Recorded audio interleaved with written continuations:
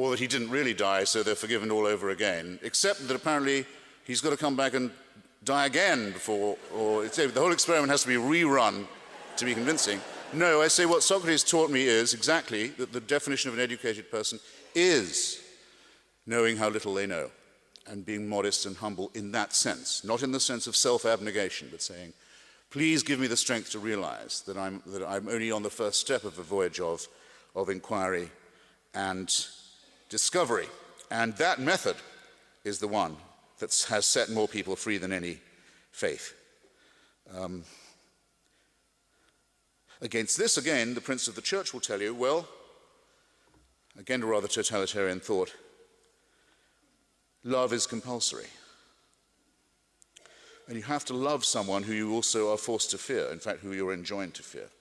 I've always found there's something rather creepy about the idea of compulsory love, let alone of someone who is a fear figure. It's a sinister idea, I think, a rather abject idea, a sort of sadomasochistic concept of a relationship. It's a prostrating idea, and it crucially devalues love by making it something that can be extorted, or that should be extorted.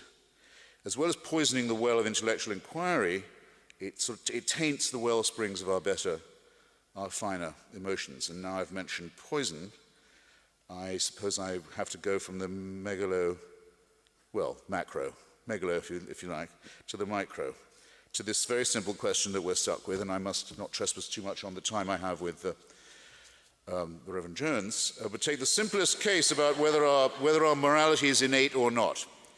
And every time I'm asked this question, if you didn't believe in God, how would you know what was good and what wasn't?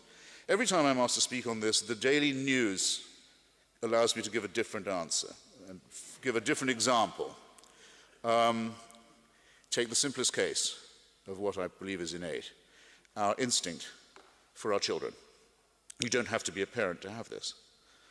You see a child trying to rush into the traffic. If you're not a parent, something tells you what you probably ought to be doing about it. The care and love and protection of children is instinct in us, in fact in many other species too that don't claim to be divinely ordered around. It's something we all share without having to have it explained to us. We may say that that those who don't have it, the psychopaths who don't seem to have it, or who take delight in breaking this commandment or rule, we say that they're bestial, but again I refer you to the animal kingdom that doesn't allow such transgressions. Now, our whole culture is currently being convulsed, rightly I think, over an offense committed more than 3 decades ago against a young woman of 13, a girl of 13, by a famous man who was stupid enough to try and sue Vanity Fair and thus incurred my curse and displeasure. It's good that such an argument could go on for so long, I think, legally and morally, because it shows that individual rights are paramount too, just as it was right that France should convulse itself and suspend all other business until the question of Captain Alfred Dreyfus had been settled one way or another. It shows not just that justice is important, but that the individual is the only unit of currency in which this kind of thing can be discussed.